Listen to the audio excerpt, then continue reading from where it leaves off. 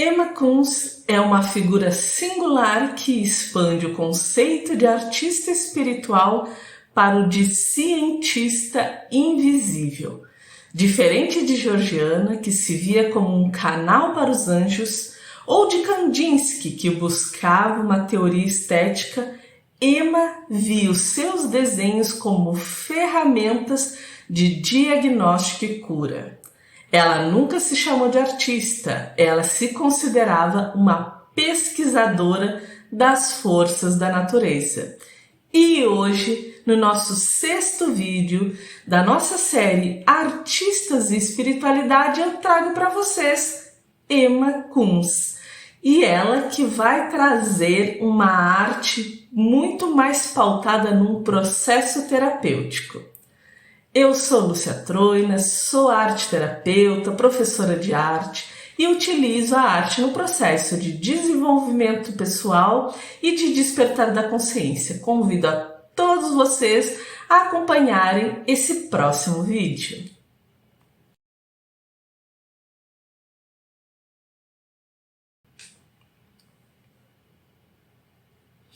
Emma Kunz, apelidada como Penta, nasceu dia 23 de maio de 1892 na Suíça e morreu também na Suíça dia 16 de janeiro de 1963. Ela veio de uma família de tecelões de seda. Sua infância e juventude foram marcadas por dificuldades financeiras e tragédias pessoais. Seus pais e todos os seus irmãos morreram antes dela. Trabalhou como operária em fábricas de malhas e tecidos, governanta e também como ajudante doméstica. Desde muito cedo, Emma demonstrava percepções sensoriais atípicas. Na escola, relatava ver estruturas no ar, o que muitas vezes a isolava socialmente. Ela nunca se casou e também não teve filhos, dedicando sua vida inteira ao que chamava de missão. Sim, essa era a Emma. E se observarmos os padrões que se repetem com esses artistas, também podemos observar aqui que Emma tinha um processo de sinestesia, que enxergava essas formas no ar e que também, assim como todos os outros, se dedicou às suas criações artísticas e não na construção de família com filhos, né? Ela foi uma curandeira, uma pesquisadora e artista suíça. Ela também publicou 3 livros sobre poesia, telepatia e profecia, além de vários desenhos geométricos. E Emma tem atualmente na Suíça o Centro Emma Kunz em Waldast, na Suíça, e onde abriga a sua gigantesca coleção. Então, para a gente poder entender a trajetória de Emma, é preciso separar a arte da prática. Diferente de outros artistas, ela não teve uma formação estética. Seu contato com as formas visuais foi uma consequência direta de sua busca por respostas metafísicas e terapêuticas. Emma, ela não teve um estudo de arte, ela não fez escola de arte, ela trabalhava sempre em fábricas, né, ou em casas domésticas, né? E aí, na verdade, a arte foi aparecendo como forma de registro, diferente de todos os outros artistas que a gente viu até agora. Só que Emma tinha algo diferente, porque ela começou, na verdade, antes da produção, ela começou a trabalhar com a radiestesia, né? Então ela praticava radiestesia já por volta dos seus 18 anos, inicialmente para localizar águas e minerais, né? Que, no entanto, sua aplicação principal depois tornou-se, né, o diagnóstico médico. mas ela utilizava o pêndulo feito de prata e de jade. Naquela época era muito comum se utilizar as ferramentas da radiestesia, né, para poder encontrar esses metais e a água. Então era uma forma, na verdade, de uso geológico, né? Só que com o tempo Emma foi usando para outras, né, outras coisas. O desenho respondia não apenas a questões práticas relacionadas à cura, mas também às suas próprias indagações espirituais e filosóficas, servindo como auxílio à meditação, né? E ela frequentemente retornava aos desenhos que ela já tinha feito para que ela pudesse ver as vibrações que agora eles estavam emanando e se essas vibrações influenciavam a sua mente ou não, e que se ela poderia encontrar respostas para novas perguntas. E aí eu vou trazer para vocês para ficar mais claro do que a Emma fazia. Então a Emma, na sua busca da metafísica, das energias, ela era muito mais ligada a essa parte energética e bioenergética do que necessariamente essa parte espiritual. Ela estava muito mais num processo terapêutico do que realmente num processo mediúnico. Porém, tudo é visto ali, né, como um todo. Então a Emma, ela colocava grandes papéis, né, milimetrados no chão, tá? Em que ela ia, através do pêndulo, ele ia marcando pontos, tá? E aí, a partir disso, ela ia utilizando a régua e criando linhas para que essas linhas fossem sendo ligadas e construindo como uma espécie de gráfico, como uma espécie de um código de luz, de formas geométricas, de uma geometria sagrada.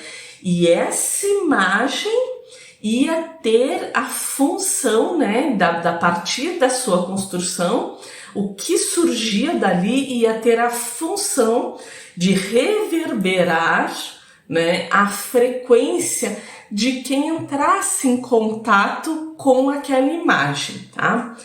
Com o tempo, ela começou a usar isso como uma forma de cura, e aí ela começou a oferecer sessões de cura a partir do pêndulo e da construção desses gráficos para as pessoas, tá? Então vou ler aqui para não me perder.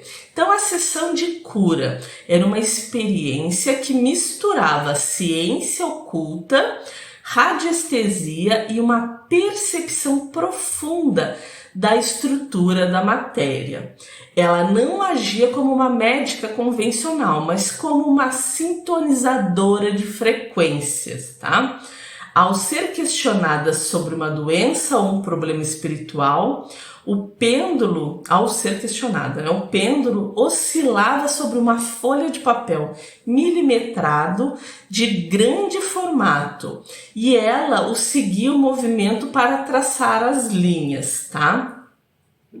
E aí esse pêndulo ia indicando pontos específicos no papel e que ela ia marcando esses pontos e depois conectava com a régua e com o compasso, como eu falei para vocês, resultando em teias geométricas de uma precisão de matemática absoluta.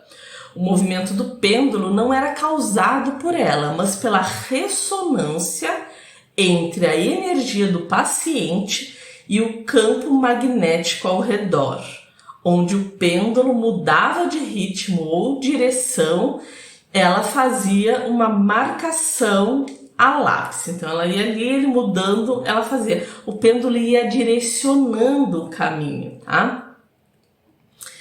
E aí, Emma, então a pessoa chegava com uma doença, trazia, né, e ficava ali, e ela ia fazendo esse movimento. E depois ela fazia esse movimento todo, a pessoa ia até ela, né, e entrava em contato com essa imagem por um tempo, e ela guardava essas imagens, né? E aí tem um caso aqui que eu quero ler para vocês, de um depoimento, né, de uns pais de uma criança que traz esse depoimento para comprovação de que esse tipo de técnica utilizado por Ema tinha um efeito, né? Então eles estão trazendo essa comprovação. Então os pais de uma criança que ela curou deram a Ema o papel e materiais de desenho. Para desenhar, ela usava grandes folhas de papéis, né, de quadriculado. O papel geralmente tinha 1 metro quadrado, no qual ela desenhava os padrões usando giz de cera colorido. Após um período de profunda concentração, um sistema ordenado de pontos surgia em sua mente. Então ela usava um pêndulo especial como uma espécie de dispositivo de foco para discernir os padrões e as linhas e formas. Tudo isso era feito de uma só vez, às vezes por longas horas, até que o trabalho estivesse terminado e ela estivesse à beira do colapso. Ela então dava uma explicação, às vezes que durava algumas horas, mas deliberadamente impedia qualquer tentativa de fazer anotações. Ela não queria distorcer sua mensagem, fixando-as com palavras escritas. Então, eles trouxeram a representação e disseram, né, que o seu filho com problemas de saúde foi entrando em contato com esses gráficos de Ema e a partir disso a saúde debilitada do filho foi se melhorando, tá?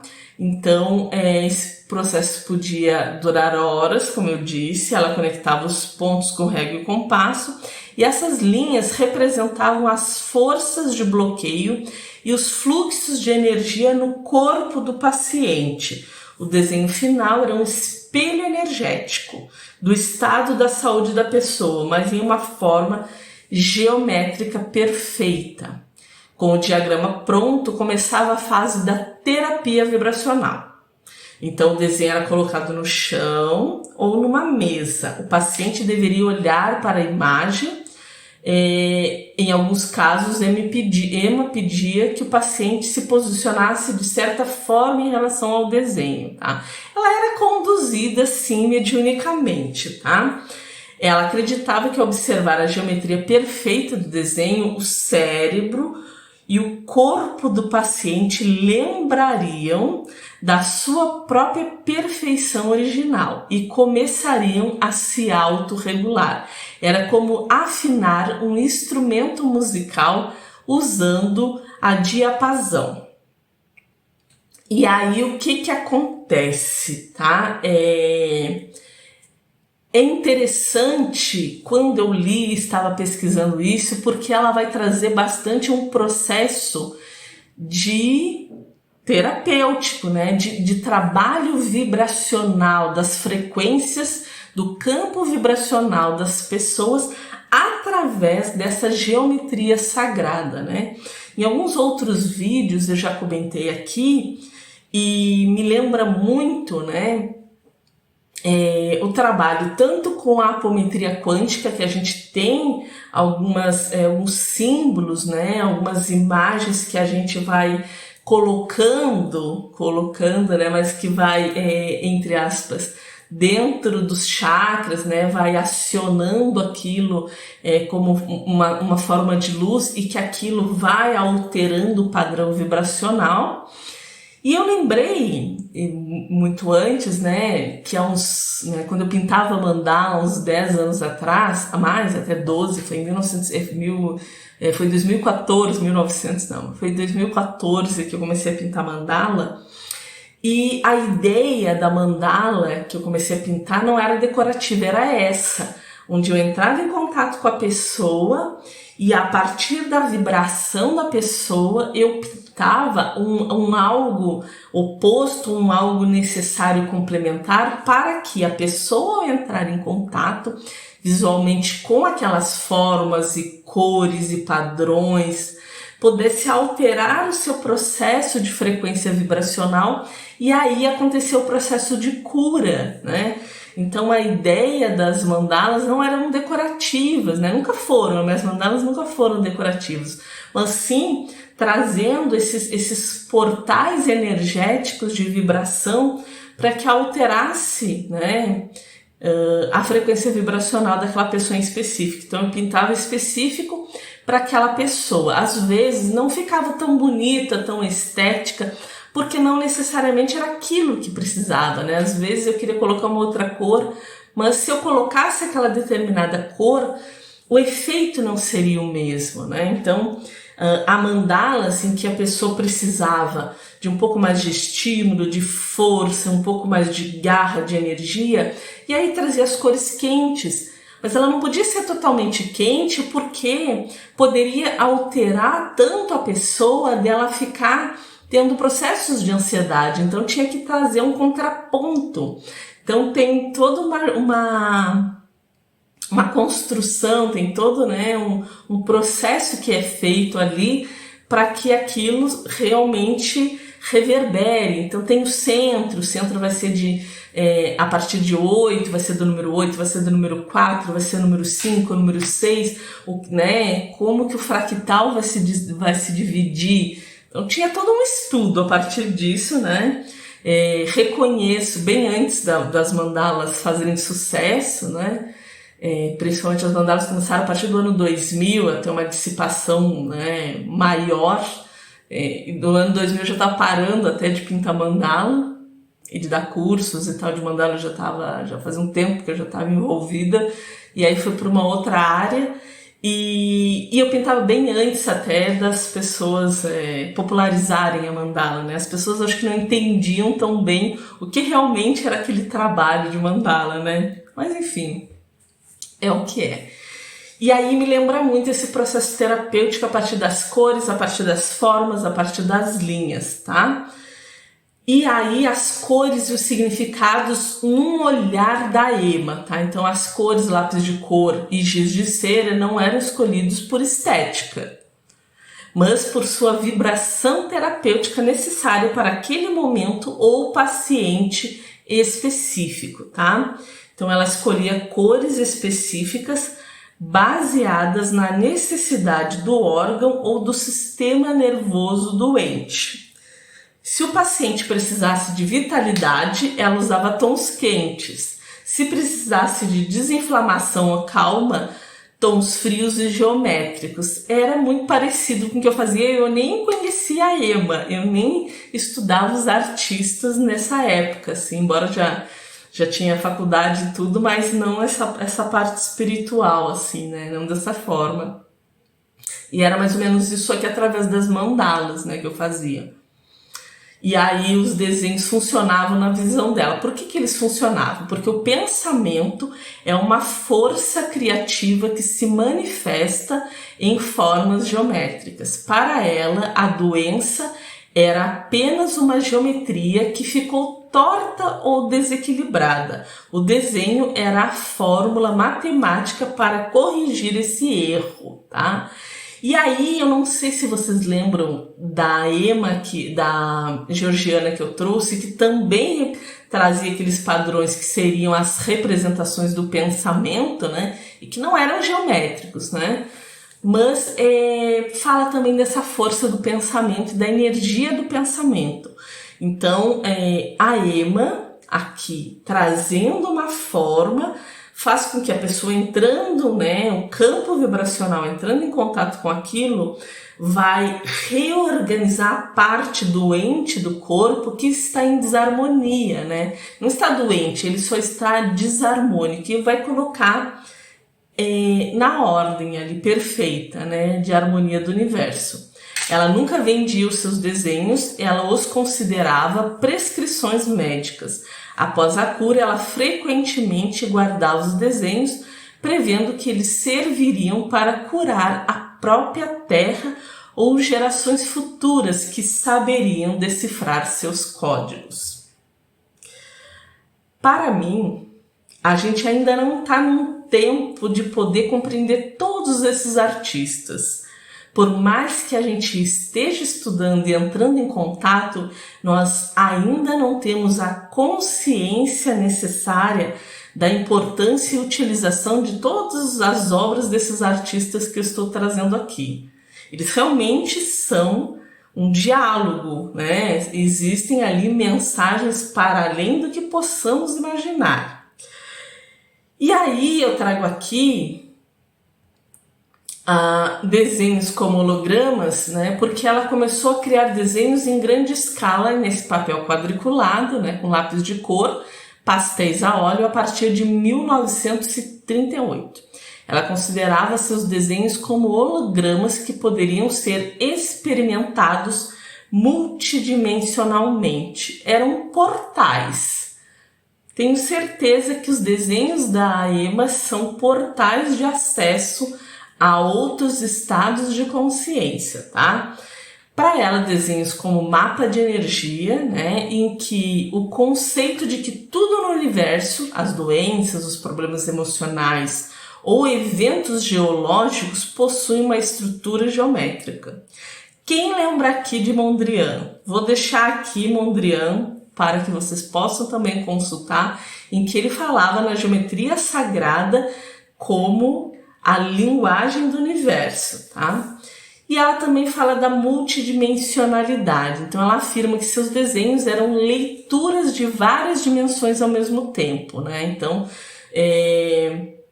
todas as linhas e tempos convergem no agora, no aqui e agora, tá? Para Emma, a geometria era a linguagem que unia o micro, a célula, ao macro, que é o cosmos, né? Também no vídeo da Georgiana eu falo a respeito da célula e da linha e do ponto, né? Do átomo, desculpa, da linha e do ponto. E também vou deixar aqui para vocês verem. E Emma, ela faz esse processo terapêutico e o que traz ainda mais subsídios, validação e recursos para que ela possa curar esse vibracional é o que ela encontrou, o Ion, ou Ion, né? Eu vou falar Ion. Ion A. Em 1942, ela descobriu uma rocha com propriedades curativas em uma pedreira na Suíça, a qual ela chamou de Ion A. Ela utilizava essa rocha em pó para tratar inflamações e dores. Até hoje, essa rocha é extraída e vendida em farmácias suíças sob o nome que ela deu. E o local da descoberta hoje abriga o centro da Emma com um espaço de meditação e preservação da sua obra. E no site, quando eu entrei, tem algumas imagens e possibilidades de agendar uma visita, né, nessas rochas e passar por lá para poder também sentir a energia, né, do local e como um processo de cura também, né? Então, enquanto eu estou caminhando por entre essas rochas, o meu corpo ele vai também se permitindo a cura e a alteração das frequências vibracionais, né? Então é um processo terapêutico, um lugar terapêutico que até hoje ele existe, tá? E está disponível, né? Então é possível encontrar esse Ion A em farmácias, né? Em lugares que de fácil acesso, tá? E aí, ela usava esse Ion também nos seus processos. Então, no final dessas sessões, né, ela trazia, frequentemente, complementava a sessão com compressas da rocha Ion A, né, potencializando a cura física junto à figura geométrica, tá? Então utilizava também isso. E a parte mediúnica e a parte espiritual da Emma Kunz? Ela tinha plena consciência de que estava à frente de seu tempo. Ela guardava seus desenhos em rolos e dizia frequentemente: minha obra é destinada ao século XXI. Ela acreditava que a humanidade do futuro teria a capacidade intelectual e espiritual de ler seus desenhos como se fossem livros de ciências ou partituras de cura. É o que eu falei, eu sinto que a gente ainda não está nesse tempo, mas que sim, vamos começar agora a compreender um pouco mais desse processo da Emma, né, desses registros de imagem. E somente em 1973, 10 anos após a sua morte, sua obra foi exibida pela primeira vez em um museu de arte. Enquanto as linhas, né, de Georgiana são fluídas e orgânicas, feito fios de seda, as de Emma são rígidas e lineares, lembrando diagramas de física ou cristais. E aí eu vou trazer aqui para vocês uma imagem da exposição das obras dela. As obras não possuem nome, porque na verdade são obras que na verdade não são criações artísticas, né? Então são, como ela falou, são diagnósticos, né, de campos vibracionais, então não tem nome, tá? Mas eu trago aqui para vocês poderem ver a questão de tamanho, de proporção, de olhar, né? O legado dela é a arte visionária e a medicina vibracional. Então ela já traz um estudo profundo ali sobre a medicina vibracional. E hoje a obra de Emma Kunz é estudada por arquitetos, matemáticos e terapeutas. Seus desenhos são vistos como precursores de geometria sagrada aplicada à saúde e à consciência. Então ela vem trazer isso, né, de uma forma que até então não era todo mundo que tinha esse olhar, né? E aí eu trago aqui para vocês essa vista da instalação, né, de 2019, das suas obras, seus desenhos.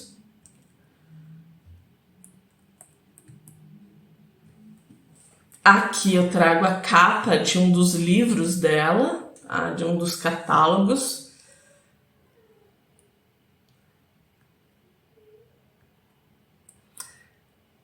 Aqui a gente tem a imagem do local, né, do centro de cura onde se encontra a Emma. Um outro livro dela, de 1892 a 1963, que é a data, né, de vida dela, de nascimento e morte. Aqui tem uma das obras que a gente pode observar, então, essa quantidade de linhas saindo do mesmo ponto, a gente observa a riqueza de detalhes, né, que se encontra, o equilíbrio, a harmonia, né, a fractalidade desse trabalho dela. Temos um outro aqui, ó, onde é preenchido as cores, onde não é, o tracejado, onde é mais forte. Com certeza havia uma guiança para a construção dessas imagens. Aqui uma outra imagem. A gente pode observar, né, as linhas, os tons. Aqui uma outra imagem.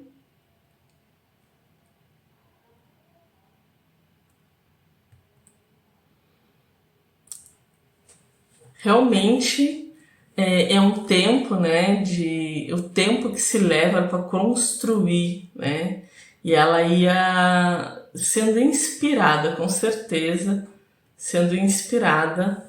Aqui eu vou ser sincera, eu quanto, né, artista e professora de arte, confesso que é bem trabalhoso, né, fazer esse tanto de linhas, de conexões, de camadas que tem aqui, e a gente percebe que é realmente num equilíbrio perfeito, né? Numa ordem perfeita.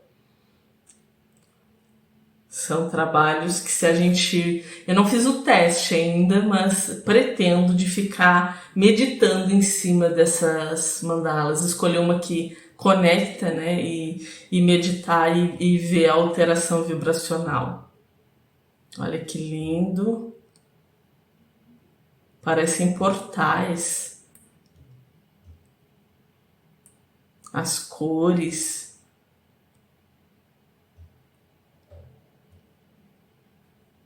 As construções, muitos códigos, já falei, né, aqui, mas muitos códigos da geometria, da apometria quântica são muito parecidos aqui, são muito parecidos. Eu quero ainda gravar um vídeo só sobre códigos de luz e essas imagens simbólicas, né, como isso pode ser lido e conversado, assim. Trazendo aqui várias imagens para a gente poder observar a diferença, né, de cada uma, as cores, a construção, a estrutura, né, são estruturas totalmente diferentes.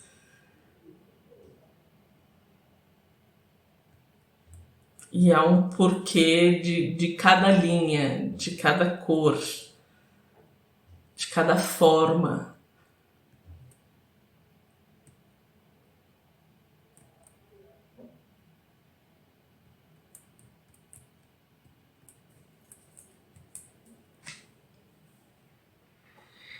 Então, esse vídeo ficou um pouco mais curtinho a respeito, porque o trabalho da Emma é um trabalho bastante único, né? Não é um trabalho exclusivo artístico, ele acabou tornando-se artístico como registro, né? Mas a forma de inspiração, a forma de conexão, de guiança que ela tem, que com certeza ela foi inspirada a fazer isso, não que ela não tinha competência, né? Mas através dos seus estudos e pelo fato de saber que aquele tipo de trabalho, tanto enquanto terapêutico quanto artístico, não era entendível naquele tempo, precisava de outros recursos, de outras consciências para compreensão, né?